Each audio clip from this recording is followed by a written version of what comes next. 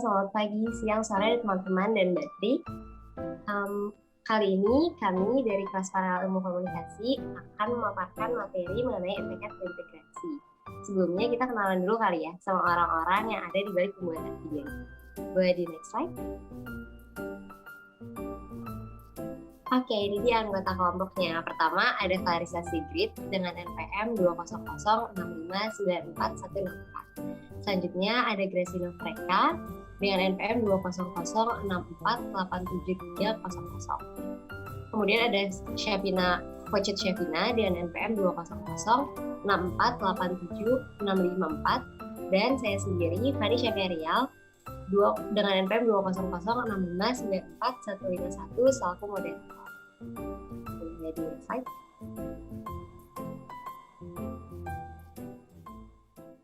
Oke, jadi sebenarnya tujuan dari pembuatan video ini tidak lain tidak bukan adalah untuk membagikan materi yang sudah kita pelajari sebelumnya kepada audiens mengenai mata kuliah pengembangan kepribadian terintegrasi yang semuanya ini dirancang untuk membentuk kekuatan dan keutamaan karakter mahasiswa sesuai dengan sila-sila Pancasila. Harapannya penonton dapat memahami dan mendalami materi dalam kehidupan sehari-hari. Boleh di next slide. Nah, di sini ada 4 subtopik pembahasan. Yang pertama, ada jati diriku sebagai cendekia. Kemudian, ada jati diriku sebagai warga negara Indonesia yang setia. Dan ada kewarganegaraan serta kewirausahaan. Bisa di next slide.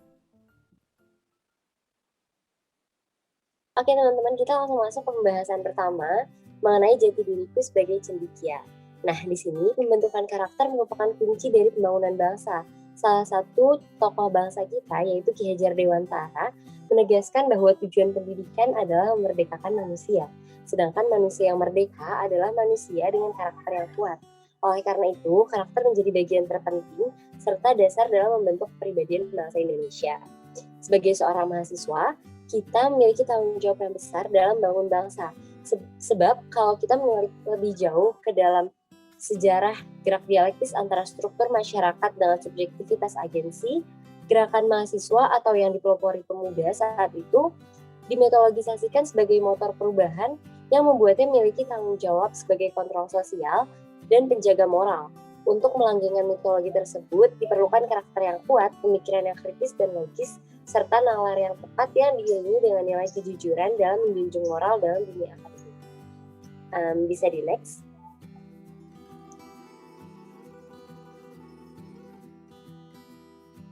Oke, subbahasan pertama pada materi ini berkaitan dengan karakter dan nilai seseorang. Menurut Hans, karakter merupakan sekumpulan kualitas atau nilai yang terinternalisasi dalam diri seseorang yang membentuk ciri khas dan menentukan bagaimana tindakan dan perilaku orang tersebut. Nah, dalam karakter seseorang ini terkandung nilai, kemampuan, kapasitas moral, dan ketegaran dalam menghadapi kesulitan dan tantangan. Karakter adalah segi-segi kepribadian yang ditampilkan keluar dari dalam diri dan disesuaikan dengan nilai dan norma tertentu. Karakter seseorang itu dapat terbentuk melalui pendidikan, pengalaman, percobaan, pengorbanan, dan pengaruh lingkungan. Nah, oleh karena itu, karakter itu harus dibentuk. Menurut Peterson dan Seligman, karakter yang kuat memberikan sumbangan terhadap pembentukan kehidupan, baik untuk diri sendiri maupun orang lain. Kekuatan karakter ini ditampilkan melalui tingkah laku individu yang mencakup pikiran, perasaan, dan tindakan. Nah, dalam memahami tindakan dan perilaku seseorang, diperlukan pemahaman mengenai kekuatan dan keutamaan karakter. Terdapat 6 kekuatan utama karakter dengan 24 kekuatannya. Kekuatan yang pertama ini berkaitan dengan kekuatan kognisi yang ditampilkan melalui kebijaksanaan dan pengetahuan. Kemudian ada kekuatan interpersonal yang ditampilkan melalui sifat kemanusiaan. Yang ketiga ada kekuatan emosional melalui kesatriaan. Yang keempat ada kekuatan kewarganegaraan melalui sikap yang berkeadilan. Serta yang kelima ada kekuatan menghadapi dan mengatasi hal-hal yang tidak menyenangkan, yaitu dengan pengelolaan diri. Serta yang terakhir adalah kekuatan spiritual melalui transendensi. Nah, selanjutnya adalah nilai. Nilai merupakan sesuatu yang dianggap berharga, penting, dan memiliki kegunaan. Nilai dapat menjadi prinsip atau tolak ukur perilaku seseorang terkait dengan kehidupannya. Tokohnya ada Dewey. Dewey mengatakan bahwa nilai dianggap sebagai sebuah instrumental yang berfungsi untuk melakukan verifikasi atas ekspresi seseorang dalam interaksi dengan lingkungan sosial. Oleh karenanya, nilai dapat dijadikan sebagai landasan, penilaian, alasan atau motivasi dalam berperilaku yang terkait dengan pengalaman kehidupan. Kalau di universitas kita, di kampus kita di Universitas Indonesia, dalam menjalankan pendidikannya, UI itu menanamkan 9 nilai yang harus diterapkan oleh seluruh sivitasnya. Yang pertama mencakup nilai kejujuran, kemudian ada keadilan, keterpercayaan, kemartabatan atau pengorbanan, pertanggungjawaban dan akuntabilitas, kebersamaan, keterbukaan, kebebasan akademik, serta kepatuhan pada aturan, prosedur, dan panduan UI serta panduan lainnya. Nah, boleh di next.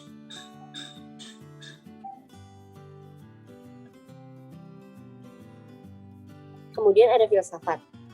Selain untuk mengembangkan karakter, kita juga diperlukan juga cara berpikir layaknya seorang filsuf, yaitu berpikir secara filsafat dengan kemampuan untuk memahami hakikat atau true nature dari semesta dan eksistensi manusia.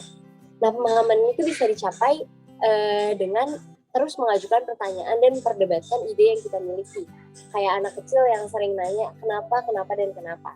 Nah, pertanyaan-pertanyaan itu biasanya menyinggung konteks yang fundamental dalam kehidupan sehari-hari. Hal ini menunjukkan bahwa seorang filsuf itu kerap mempertanyakan justifikasi atas suatu klaim tertentu. Nah, dalam berfilsafat, tidak ada persetujuan yang substansial terkait dengan jawaban dari sebuah pertanyaan.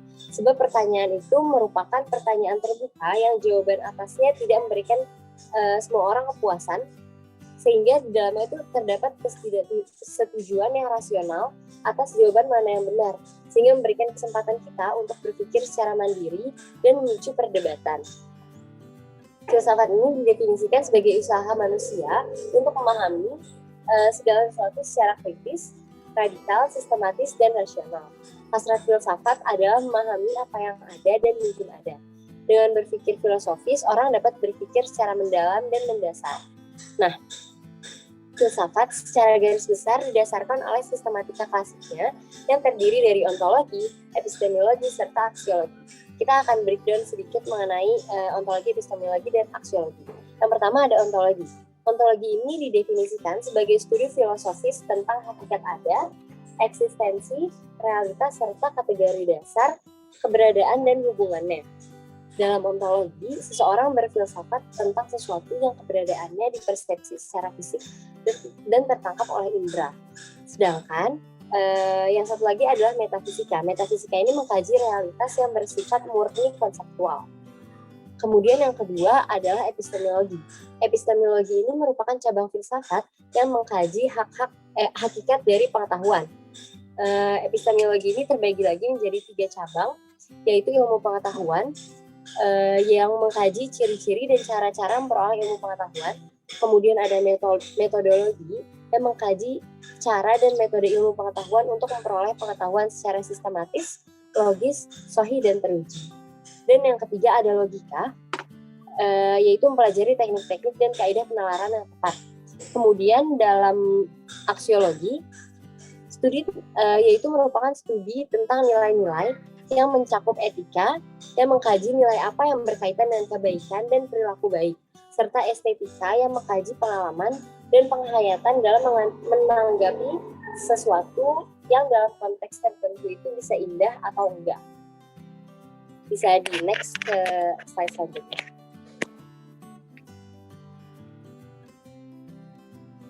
Nah, subbahasan ketiga adalah logika.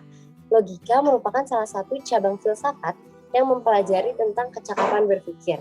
Menurut Alexander Aporodias, logika itu mengkaji prinsip, aturan, dan metode berpikir yang benar. Logika adalah suatu studi tentang metode dan prinsip yang digunakan untuk membedakan antara penalaran yang tepat dan penalaran yang keliru dengan tujuannya untuk memperoleh pengetahuan. Di sini logika terbagi menjadi 2, yaitu logika deduktif dan induktif. Secara umum, logika deduktif terwujud dalam suatu bentuk logis atau silogisme. Logika deduktif memiliki 3 ciri utama, yaitu analitis, tautologi, dan a priori. Sedangkan logika induktif bertumpu dengan observasi empiris yang menghasilkan pengetahuan dari generalisasi yang didasari atas pengamatan terhadap kasus-kasus yang dinilai memiliki persamaan. Nah, logika induktif juga memiliki 3 ciri utama, yaitu sintesis, general, dan a posteriori. Dalam mempelajari kecakapan berpikir, terdapat juga logical fallacies atau kekeliruan berpikir. Nah, kekeliruan ini bisa terbagi menjadi 2 hal, yakni kekeliruan berpikir secara formal dan informal. Kekeliruan formal dapat terjadi akibat menarik kesimpulan yang tidak sahih atau melanggar dalil-dalil dari logika yang terkait dengan term dan preposisi sebuah argumentasi. Sedangkan kekeliruan informal terjadi akibat dari ketidaktepatan kesimpulan karena faktor bahasa ataupun relevansi antara premis dan kesimpulan yang berbeda.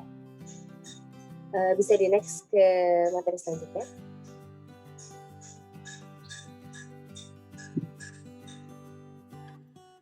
Nah, bagian terakhir adalah etika. Etika merupakan salah satu dari bagian filsafat lainnya. Namun, etika ini seringkali disamakan dengan etiket, moral, norma, ataupun kode etik. Padahal, kelimanya ini memiliki perbedaan. Nah, secara singkat, etiket artinya ketentuan untuk mengatur sikap sopan santun yang disepakati oleh kelompok masyarakat, di mana tujuannya ini untuk mengatur tingkah laku individu agar tidak ada pihak yang dirugikan dalam kehidupan sehari-hari. Kemudian, moral. Moral ini mengacu pada tindakan atau perbuatan mana yang baik dan mana yang buruk. Contohnya ada sebuah seorang bintang, yaitu Justin Bieber, yang memiliki perbuatan baik karena dia menyumbang uang untuk mereka yang homeless. Nah, ini merupakan salah satu contoh dari moral baik. Sedangkan kebalikannya, yaitu misalnya orang yang mencuri. Orang yang mencuri ini disebut immoral karena melakukan tindakan yang buruk. Kemudian ada norma. Norma merupakan petunjuk bagaimana orang berperilaku dalam kehidupan bermasyarakat. Norma ini tidak bersifat universal. Jadi dia bergantung pada konteks tertentu dan ditaati oleh suatu masyarakat atau komunitas tertentu. Kemudian yang terakhir ada kode etik. Nah, kode etik ini tidak berlaku secara umum atau universal, tetapi bergantung pada jenis profesi atau bidang pekerjaan tertentu. Misalnya kode etik sebagai dokter atau kode etik seorang dosen, atau juga kode etik seorang guru. Nah, berbeda dengan etiket, moral, kode etik, dan norma, etika justru mengajak orang untuk mempertimbangkan dan memilih perilaku yang sesuai dengan prinsip moral atau kebaikan. Nah, etika ini berfokus pada nilai atau value dan moral manusia yang berkenaan dengan tindakan, sehingga etika dianggap sebagai ilmu mengenai moralitas atau science of morality. Nah, etika hadir dengan pertanyaan apa yang dimaksud dengan kebaikan. Etika merupakan bagian dari penyelidikan filsafat atau philosophical inquiry, yaitu suatu kapasitas untuk berpikir secara kritis, radikal, atau mendalam dan analitis mengenai putusan moral dan nilai dari tindakan individu. Nah, kaidah dalam etika ini dapat berupa hati nurani, kebebasan dan tanggung jawab, hak dan kewajiban, nilai dan norma moral. Nah, kaidah etika tersebut dapat dijadikan sebagai petunjuk bagi orang dalam bertindak baik dalam kehidupan keseharian maupun akademis. Bisa di next. Di sini ada contoh kasus. Nah, contoh kasus yang saya angkat ini berkaitan dengan subbahasan yang keempat, yaitu etika. Di sini saya mengambil contoh dari perusahaan Gojek yang memberikan apresiasi kepada driver yang telah menginspirasi dan membawa kebaikan untuk masyarakat. Nah, di dalam link ini bisa kita lihat bahwa seorang driver Gojek yang bernama Pak Syamsul itu mencerminkan kaidah dalam etika, yakni hati nurani.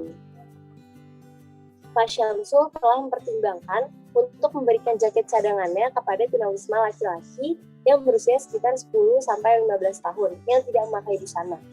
Dia merasa iba dan merasa terbayang oleh anaknya sehingga memberikan jaketnya ini.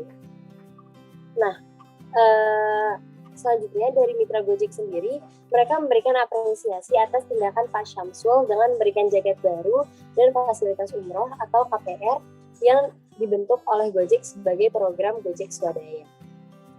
Bisa dilanjutkan oleh materi dari Clarissa. Beranjak dari pembahasan Fani, sekarang saya akan menjelaskan tentang jati diriku sebagai WNI yang setia pada Pancasila. Yang pada bagian pertama, saya akan menjelaskan tentang bangsa Indonesia. Secara konsep, bangsa Indonesia merupakan sekelompok masyarakat yang bersamaan asal keturunannya, adat, bahasa, sejarah, serta berpemerintahan sendiri. Sedangkan suku bangsa merupakan golongan sosial manusia yang terikat oleh identitas dan kesadaran akan kesatuan budaya. Suku bangsa mempunyai beberapa ciri-ciri. Yang pertama, merupakan satuan kehidupan yang secara biologi mampu berkembang biak dan lestari dengan adanya keluarga yang dibentuk melalui perkawinan. Yang kedua, bahwa suku bangsa mempunyai kebudayaan bersama sebagai pedoman hidup yang secara umum berbeda dengan kelompok suku bangsa lain. Dan yang terakhir, keanggotaan di dalamnya suku bangsa bercorak adskriptif. Untuk bangsa Indonesia sendiri dapat berpengertian sebagai bangsa yang majemuk. Indonesia menjadi sebuah masyarakat majemuk karena mengenal 3 sistem yang menjadi acuan atau pedoman di dalam kehidupan warganya.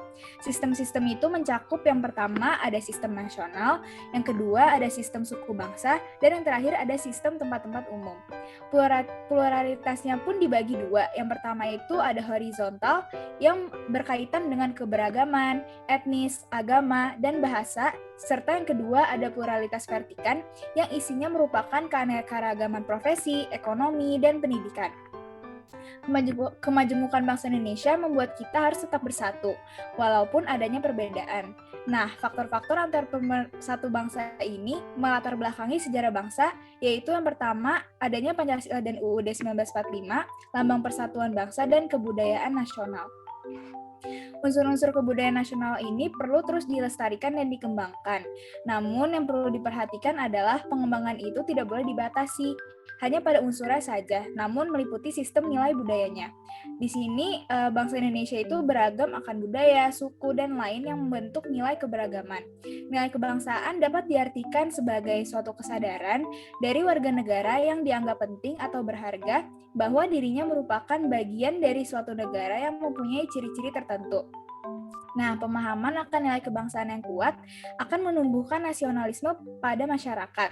Pemahaman ini terdapat dalam UUD 1945. Karakter suatu bangsa pun juga bergantung pada nilai-nilai lokal yang ada pada masyarakatnya. Untuk mengembangkannya, dunia pendidikan pun mempunyai peran yang sangat penting. Bisa dimaksud. Ini yang tadi saya sudah jelaskan mengenai pluralitas horizontal, vertikal, dan faktor-faktor antar pemersatu bangsa. Mungkin bisa di next di contoh kasus.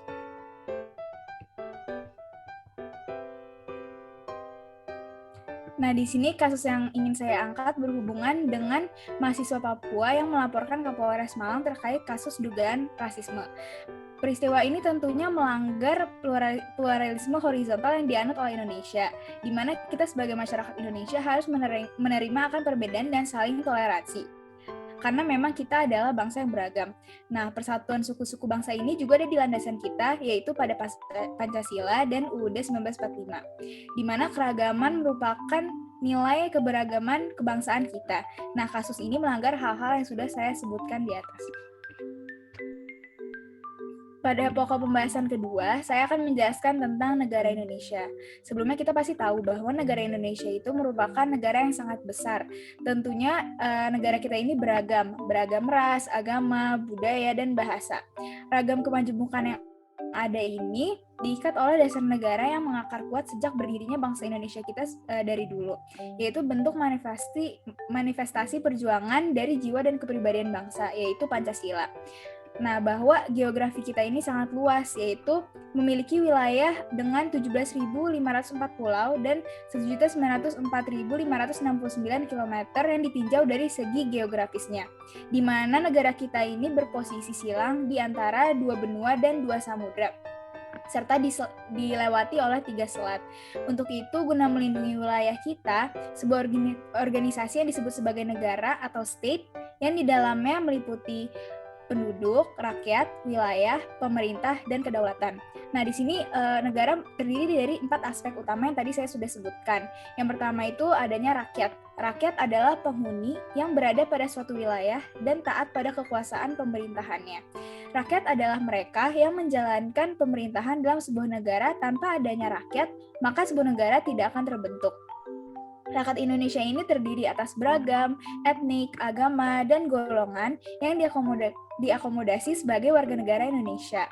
Untuk wilayah sendiri berpengertian sebagai lingkungan kekuasaan pemerintahan dalam suatu negara.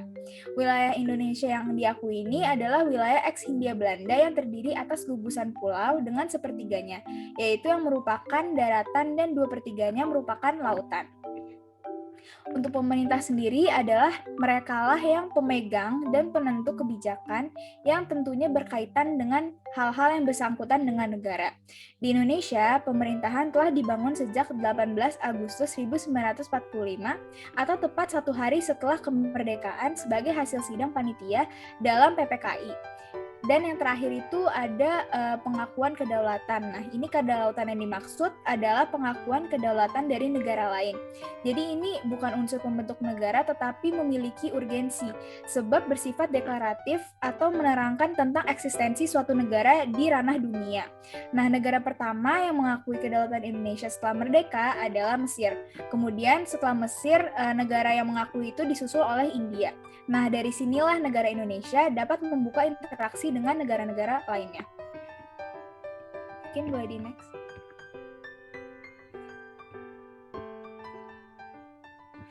Selain itu, dalam menjalankan suatu pemerintahan yang ideal, diperlukan sebuahnya konstitusi. Konstitusi berguna untuk mengatur fungsi dan struktur lembaga pemerintahan dan masyarakat dalam hal berbangsa dan bernegara. Di Indonesia, Undang-Undang Dasar menjadi dasar atau konstitusi berlangsungnya sebuah pemerintahan. Lebih lanjut, dalam menjalankan sebuah negara, diperlukan tujuan negara guna mencapai cita-cita nasional.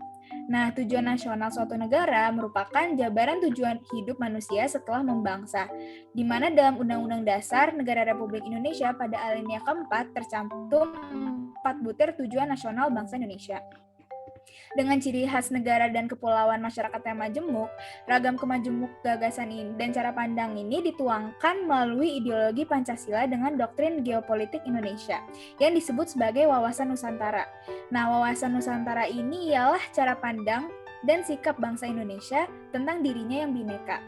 Untuk mencapai sebuah konsep wawasan Nusantara tersebut, maka dibentuklah sebuah konsepsi geostrategi yang dinamakan ketahanan nasional, yaitu kondisi dinamik suatu bangsa yang berisi keuletan, ketangguhan, serta kemampuan untuk mengembangkan kekuatan nasional dalam menghadapi segala ancaman yang langsung atau tidak langsung dapat membahayakan kelangsungan hidup negara dan pada rakyatnya.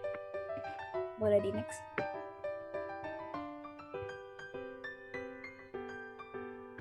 Kasus yang saya angkat kali ini berkaitan dengan konsep ketahanan nasional dalam bentuk pancagrata. Nah, dalam kasus ini, mencintai produk dalam negeri merupakan salah satu upaya implementasi ketahanan nasional dalam bidang ekonomi, yaitu untuk meningkatkan kesejahteraan masyarakat melalui sistem transaksi yang baik.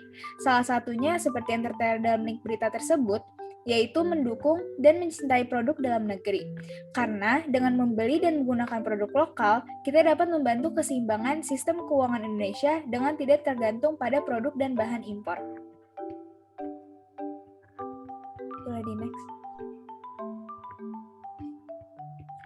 Nah, ini pembahasan tentang implementasi nilai Pancasila, yaitu pembahasan saya yang terakhir.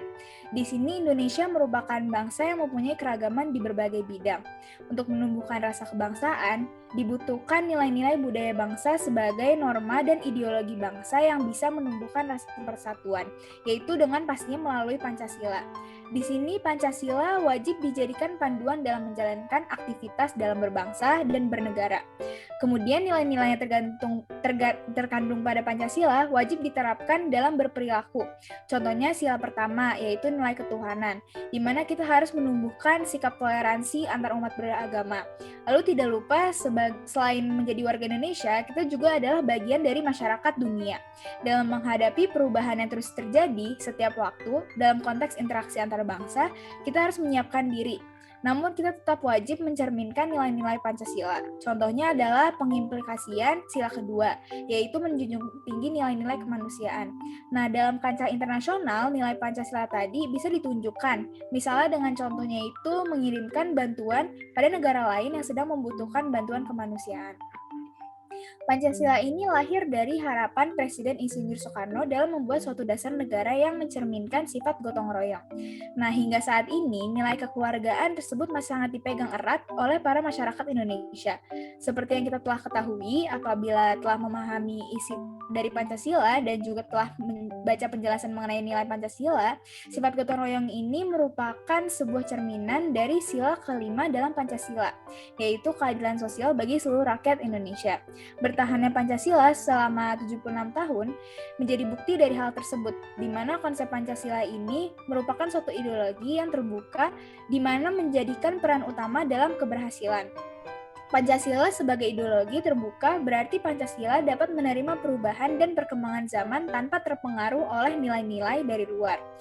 Namun di sini globalisasi tidak hanya sekedar membawa dampak perubahan suatu zaman saja, melainkan dampak globalisasi lebih tepat disebutkan sebagai titik black hole dari era yang sedang kita jalani sekarang ini.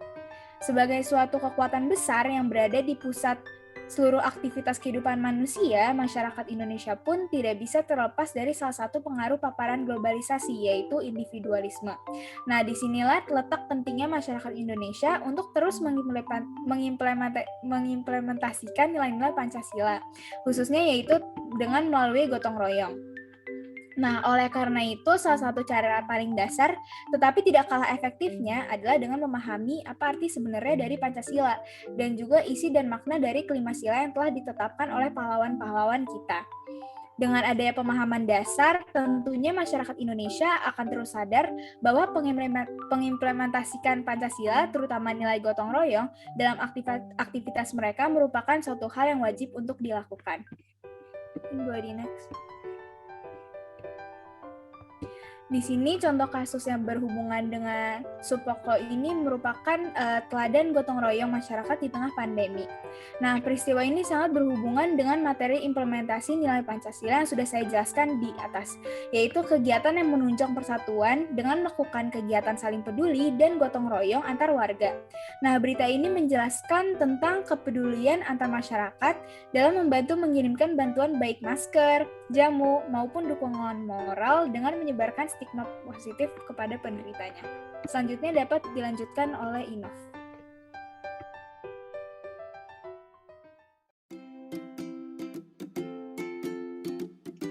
Oke, jadi untuk pembahasan selanjutnya kita akan berbicara mengenai kewarganegaraan nih. Nah, kita tuh sebagai warga negara Indonesia pasti udah tahu ya apa itu kewarganegaraan. Jadi, kewarganegaraan itu secara singkat adalah hubungan antara negara dengan warga negaranya. Atau dapat dipahami juga nih sebagai segala sesuatu yang menyangkut warga negara. Oke, jadi teman-teman tahu nggak sih bahwa istilah kewarganegaraan itu telah muncul sejak masa Yunani kuno, kurang lebih itu 400 sebelum Masehi. Nah, pada masa itu warga negara itu diidentikan dengan orang bebas. Sebaliknya kayak para Buddha, kaum perempuan dan anak-anak itu tuh tidak dikategorikan sebagai orang bebas, sehingga mereka itu tidak dapat disebut sebagai warga negara. Jadi kewarganegaraan sebenarnya itu sudah muncul, namun masih terdapat beberapa kategori yang mengakibatkan mereka ini itu belum bisa dikatakan sebagai warga negara. Kemudian bisa dilihat di dalam slide yang menggambarkan itu adalah Imperium Romawi. Jadi seiring dengan meluasnya Imperium Romawi, timbullah tuntutan-tuntutan rakyat, di mana rakyat yang memiliki latar belakang budaya yang berbeda menuntut nih diperlakukan secara terhormat seperti warga kerajaan Romawi sendiri. Jadi kewarganegaraan ini tuh tidak lagi diartikan sebagai rasa tanggung jawab terhadap negara, tetapi lebih merupakan tuntutan legal agar rakyat di wilayah taklukan itu diperlakukan setara dengan rakyat atau warga kerajaan. Nah, kemudian di sini saya pengen menjelaskan lebih dalam mengenai pengertian kewarganegaraan itu apa. Jadi pengertian kewarganegaraan itu berangkat dari kata kebangsaan, warga negara, dan pemerintahan. Sebelumnya konsep kewarganegaraan hanya membahas tentang tuntutan warga negara untuk mendapatkan perlindungan dari negaranya. Namun ternyata terjadi perubahan penting nih akan konsep kewarganegaraan yang menyebabkan lahirnya konsep nasionalisme yang didasarkan pada kesamaan latar belakang rakyat. Sehingga akhirnya terbentuklah nih konsep kewarganegaraan itu sebagai sesuatu yang kita kenal hingga saat ini, yaitu hubungan antara negara dengan warga negaranya. Oke, jadi teman-teman tahu nggak sih, jadi sebelum kedatangan bangsa Belanda, Indonesia tuh khususnya Pulau Jawa nih udah tersusun nih sistem masyarakat secara hierarki. Nah, posisi yang paling atas bisa dilihat ada gambar pasangan dan ada gambar mahkota itu tuh raja beserta keluarganya. Lalu di bawahnya itu diduduki oleh para pejabat tinggi, kemudian di bawahnya kembali diduduki oleh tentara, kaum ulama, dan elit politik. Kemudian karena Belanda datang untuk menjajah Indonesia, struktur pemerintahan itu pun juga berubah nih, namun tetap sama dengan sistem kasta, yakni dilihat dari ras yang ia miliki. Contohnya hanya orang Belanda nih yang menduduki kelas atas, sedangkan penduduk pribumi hanya mendapatkan jabatan rendah.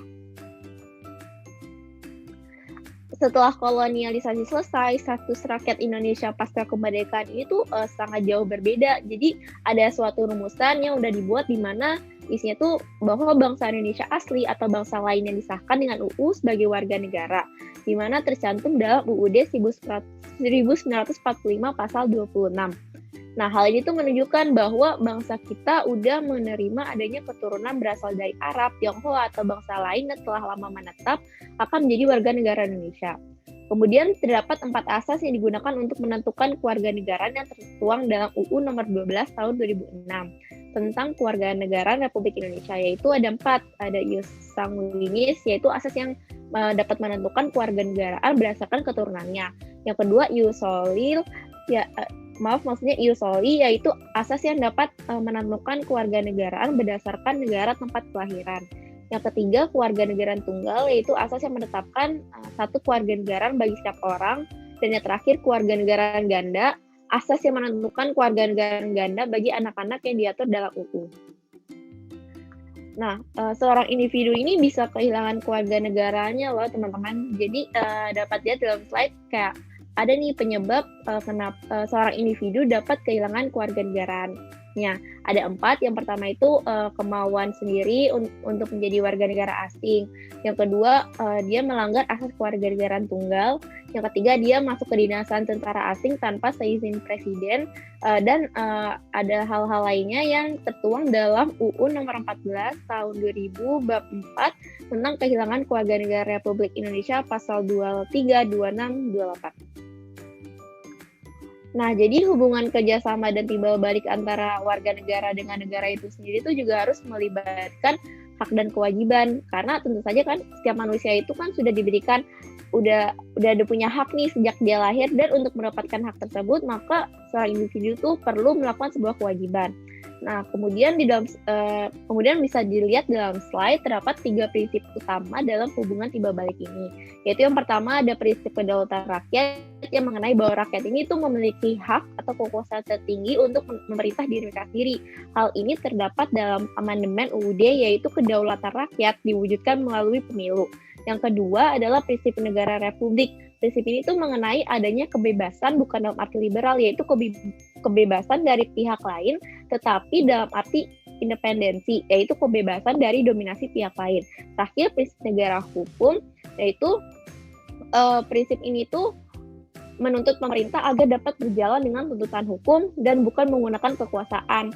Nah, sumber norma yang mengatur pemerintahan maupun rakyat itu pun udah diatur dalam UUD. Namun ternyata hubungan timbal balik yang dilakukan antara negara dan warga negara itu nggak selancar itu teman-teman, karena masih banyak nih kasus di mana pemerintah ini belum memenuhi hak dan kewajiban kita sebagai warga negara. Kita sebagai warga negara masih dirugikan oleh beberapa pihak yang ada di pemerintahan. Sebagai contohnya ada kasus korupsi Menteri Sosial Juliari Batubara yang menyuap bansos COVID-19 sebesar 17 miliar rupiah. Nah, tindakan yang telah dilakukan Menteri Juliari Batubara ini tuh juga termasuk pelanggaran HAM loh teman-teman. Kenapa? Karena dana yang seharusnya menjadi hak rakyat yang sedang membutuhkan, terlebih lagi sekarang kita lagi di pandemi seperti saat ini tuh justru disalahgunakan untuk kepentingan pribadi. Tentu warga negara itu dirugikan. Akhirnya, Juliari Batubara dianggap telah melanggar pasal 12 huruf A, pasal 12 huruf B, atau pasal 11 Undang-Undang Nomor 31 tahun 1999 tentang pemberantasan tindak pidana korupsi, bagaimana telah diubah dengan Undang-Undang Nomor 20 tahun 2001 pasal 55 ayat 1 ke 1 KUHP. Selain itu, menurut kita juga Juliari Batubara itu juga dianggap telah mengambil hak kesetaraan rakyat Indonesia yang dimana terdapat dalam UU RI Nomor 8 tahun 1981 tentang hukum acara pidana. Dan pasal 95 terlebih di saat pandemi saat ini, yaitu tidak dapatnya jaminan warga negara atas bantuan oleh negara. Nah, kita sebagai warga negara pasti mempunyai hak dan kewajiban. Hak asasi manusia telah tercantum nih dalam Konstitusi Indonesia setelah amandemen UUD 1945 terjadi. Sebelumnya, para pendahulu bangsa kita telah menyusun UUD yang tujuannya untuk melindungi seluruh warga negara kita.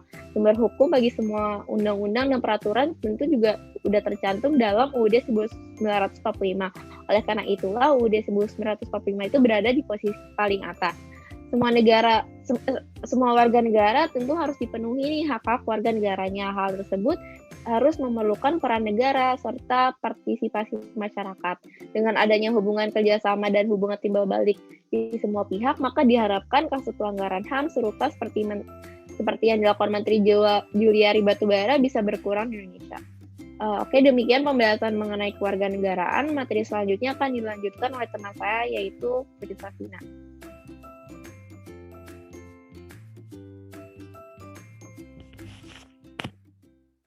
Oke. Sekarang saya akan menjelaskan tentang kewirausahaan. Nah, kewirausahaan ini tuh ada pengertiannya sendiri nih, ada dari Peter F. Drucker. Nah, untuk Peter F. Drucker ini mendefinisikan kewirausahaan itu dengan merupakan kemampuan dalam menciptakan sesuatu yang baru dan berbeda. Dan selain Peter F. Drucker ini juga ada nih namanya tokoh namanya Z. Merer, dan ini tuh mengatakan bahwa kewirausahaan ini merupakan suatu proses penerapan kreativitas dan inovasi dalam memecahkan persoalan dan menemukan pula untuk memperbaiki kehidupan. Nah, sebagai mahasiswa Indonesia ini kita tuh harus mempunyai jiwa perusahaan dalam walaupun kita merupakan jurusan apapun. Nah, kenapa penting? Karena kita bisa lihat nih dari datanya bahwa setiap tahun itu ada munculnya pengangguran setelah kelulusan.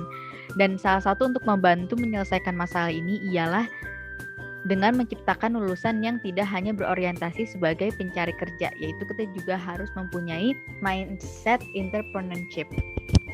Dan untuk menjadikan kewirausahaan ini, kita memang harus mempunyai mindset entrepreneurship yang harus kita tanam, dan kita bisa tanam melalui mata pelajaran MPKT ini. Boleh di next.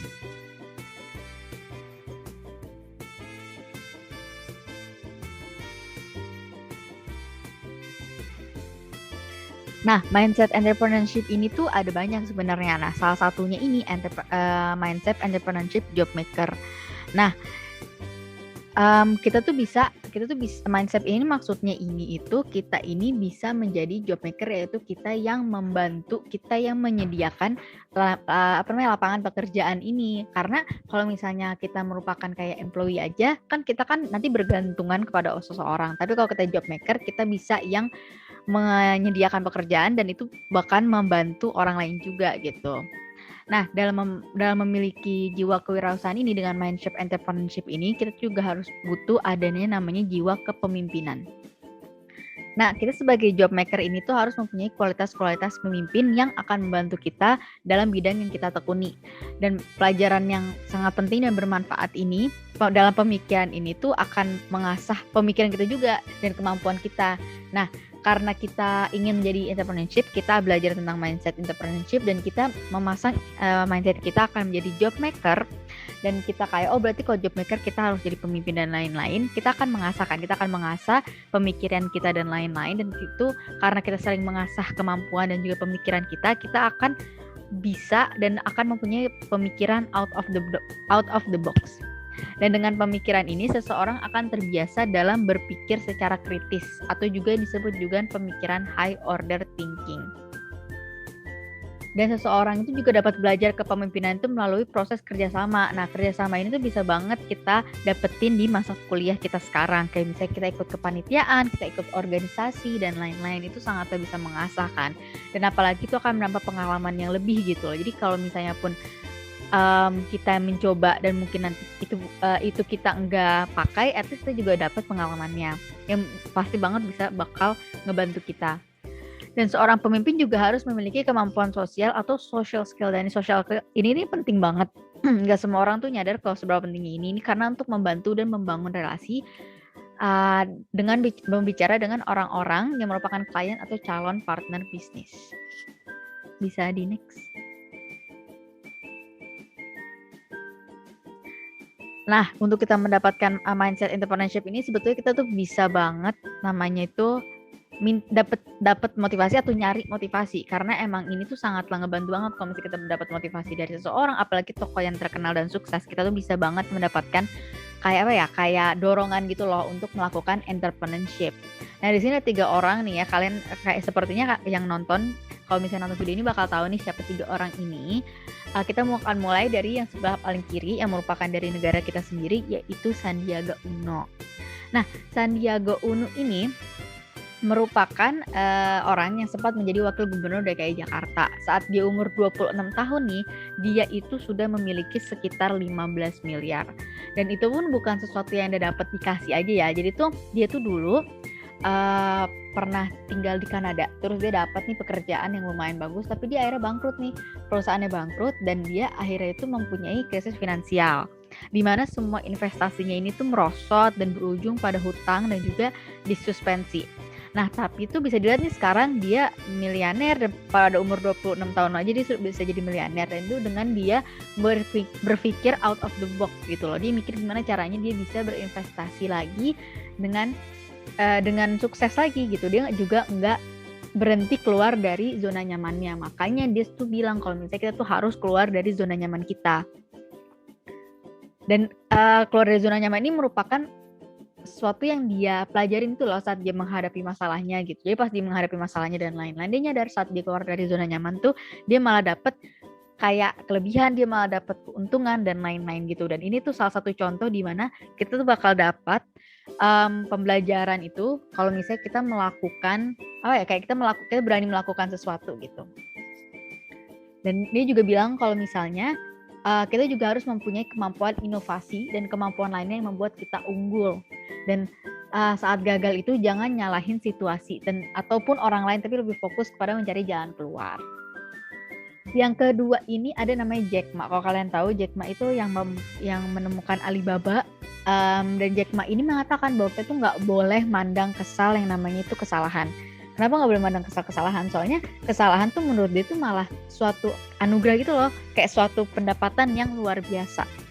Karena menjadi kewirausahaan itu kita akan tahu dengan proses belajar dari kesalahan, belajar demi sedikit ini dari pengalaman. Kalau misalnya dari sedikit yang kesalahan yang kita dapetin, kita bisa jadi wirausahaan yang lebih baik. Dan itu penting banget sebagai seorang wirausaha, karena kadang itu ada beberapa hal yang harus dipelajarin, itu tuh emang dari pengalaman, bukan sesuatu yang dari textbook atau gimana gitu loh. Dan kalau misalnya kita nggak pernah kalau kita nggak pernah keluar dari zona nyaman kayak yang dibilang sama Sandiaga Uno, kita nggak bakal bisa nyobain pengalaman itu. Nah, dari membuat kesalahan dari pengalaman yang kita jadi tahu nih mana seharusnya kita lakukan dan kita hindarin.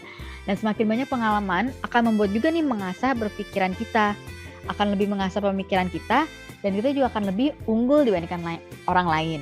Dan jadi kita fokus aja sama yang kita mahir, kita expand, dan itu buat jadi kesepakatan kita. Nah, yang terakhir ini ada yang namanya, ini nih yang paling kanan nih pasti tahu siapa ini, Mark Zuckerberg. Mark Zuckerberg ini hampir sama dengan Jack Ma. Jack Ma kan bilang opportunity lies in the place where the complaints are. Jadi kayak kesempatan itu ada di tempat di mana orang-orang yang suka ngeluh itu berada.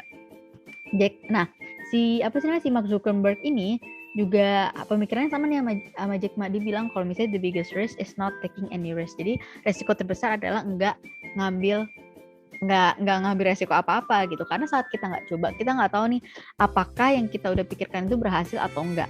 Tapi saat kita mencoba dan gagal, kita tahu kalau misalnya ini tuh gagal, kita jangan lakuin, kita ngelakuin yang lain gitu ya, kita mendapatkan pendapatan yang luar biasa. Makanya Jack Ma sama Mark ini juga punya pemikiran yang luar biasa. Dan setahu saya itu Mark Zuckerberg kan juga dulu dia bahkan jurusan kuliahnya itu jauh banget sama bidang yang dilakuin sekarang kan, tapi dia tuh bisa keluar dari zona nyaman itu dan dia bisa menjadi salah satu orang tersukses di dunia ini. Dan bisa di next. Nah, kita akan masuk ke contoh kasus. Nah, ini contoh kasus yang ada di kehidupan nyata, dan ini merupakan dilakukan oleh seorang mahasiswa. Namanya itu Nate Makabuak. Nah, jadi itu emang usaha sendiri kan, kita harus fokuskan pada 3P, yaitu profit, people, dan juga planet. Dan karyanya Nate ini tuh sangatlah merepresentasikan 3P ini, karena tuh dia itu membuat Meet Wearables yang ada di sebelah kanan itu fotonya. Jadi itu dia awal itu membuat suatu tangan untuk teman kuliahnya yang tangannya itu teramputasi, dan untuk membantu teman kuliahnya itu melakukan aktivitas pada kesehari-hariannya. Dan dia berusaha, dan menurut itu simple banget kan, dia buat tuh simple cuma buat ngebantuin, tapi pas temennya dikasih, temennya tuh nyadar seberapa ngebantunya tangan ini gitu loh. Dan dia tuh kayak nggak nyadar seberapa hal yang simple itu bisa jadi sesuatu yang sangat ngebantu orang gitu. Akhirnya tuh dia sebagai mahasiswa ngembangin alatnya dia ini, tapi dia sempat mikir nih gimana caranya dia ngembangin gitu kan, karena kan dia cuma mahasiswa, apalagi nanti kalau lulus kayak susah nih, dia harus resource-nya tuh harus apa-apa tuh pasti harus sendiri kan. Nah, akhirnya tuh dia tuh akhirnya ikut SolidWorks yang merupakan pendanaan perusahaan startup. Nah, ini tuh bisa banget kita lakuin nih kalau misalnya kita pengen bikin suatu startup dan lain-lain, kita bisa ikutin kayak bisa memanfaatkan SolidWorks ini. Dan itu nggak ada di Indonesia sih, tapi kayak Indonesia tuh juga punya kayak SolidWorks sendiri gitu, yang nanti itu akan katanya mau di-provide oleh Menteri Kementerian Komunikasi dan Informatika. Dan intinya tuh kita tuh emang nggak boleh takut untuk mencoba. Dan ini salah satu contohnya itu ada Nate Makabuak. Dia membuktikan bahwa kewirausahaan itu dapat meningkatkan tarif kehidupan atau komunitas sekitarnya, karena dia ngebantu banyak banget orang, mulai dari umurnya yang kecil sampai umurnya yang gede, untuk untuk bisa kehidupan sehari-hari dengan bantuan tangan ini. Soalnya tangan ini katanya itu sangat praktis banget dan juga stylish gitu loh, jadi orang yang pakai juga nggak ngerasa malu dan lain-lain gitu. Dan juga ini tuh ya, ini bisa contoh banget yang bisa dicontoh dan bisa dimulai oleh seorang mahasiswa, dia pun juga mahasiswa gitu. Dan entrepreneurship ini tuh selain juga bisa membuat gini, itu juga bisa mengedukasi. Soalnya kan kayak kita ngelihat nih Meet Wearables ini, kita ngeliat Makabuak ini, dan itu jadi kayak terinspirasi dan edukasi tentang entrepreneurship gitu. Bisa next. Oke, sekarang kita akan masuk ke kayak ini tuh kayak Savinoi, itu merupakan salah satu usaha yang kita rancang nih. Nah, kita tuh kalau ngerancang itu kita harus tahu keuntungan yang kita akan dapat, keuntungan yang akan akan dihasilkan oleh usaha kita ini. Kita harus memperkirakan labanya, kita harus memperkirakan dananya ini, rancangan anggarannya gitu, dan juga analisis peluang dan juga hambatannya. Dan untuk menjelaskan ini, saya akan menjelaskannya dalam suatu perancangan gitu loh, jadi lebih mudah untuk dipahami. Yang pertama itu untuk keuntungan, kita harus mikir nih keuntungannya apa.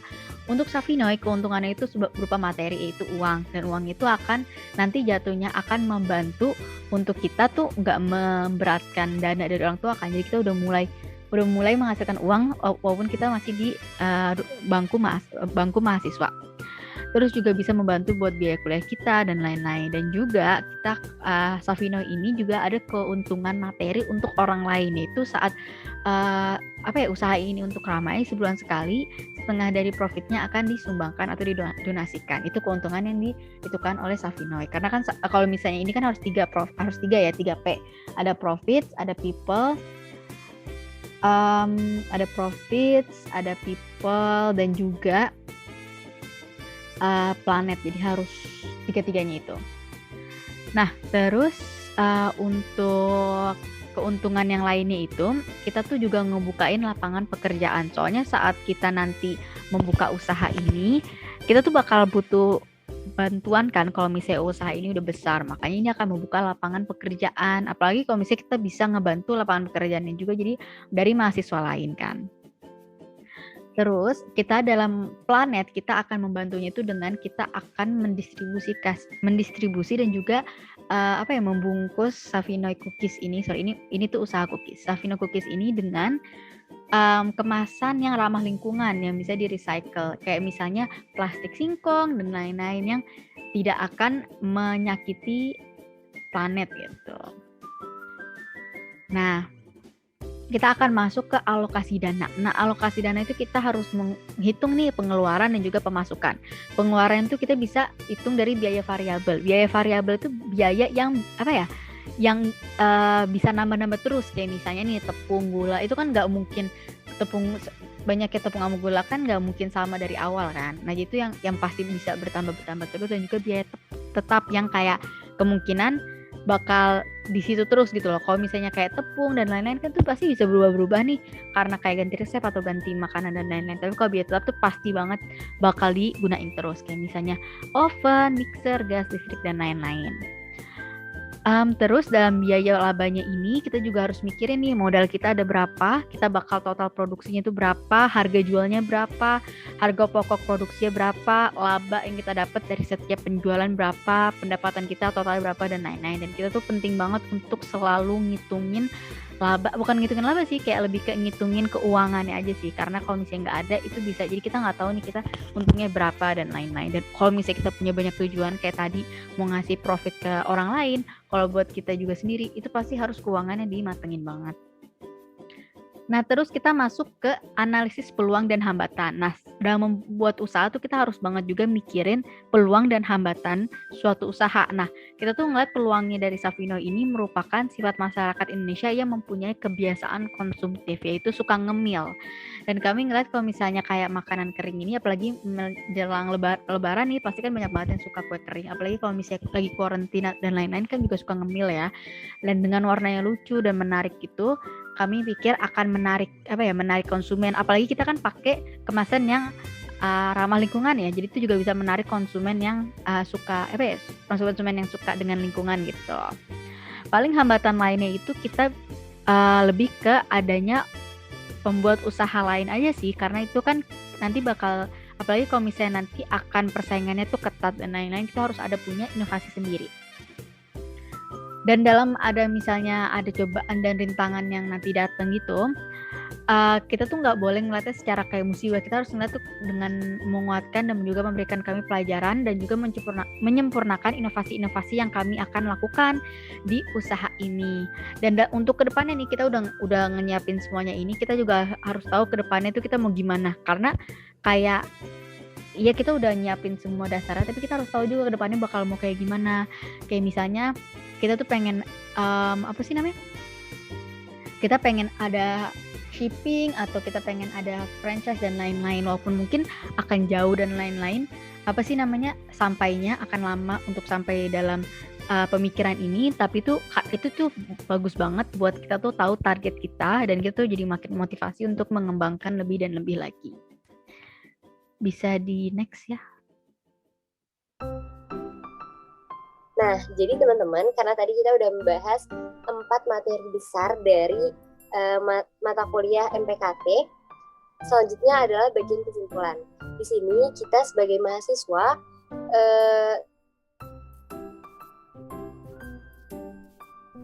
tapi kita juga harus memberikan kebermanfaatan bagi sekitar, serta membangun bangsanya.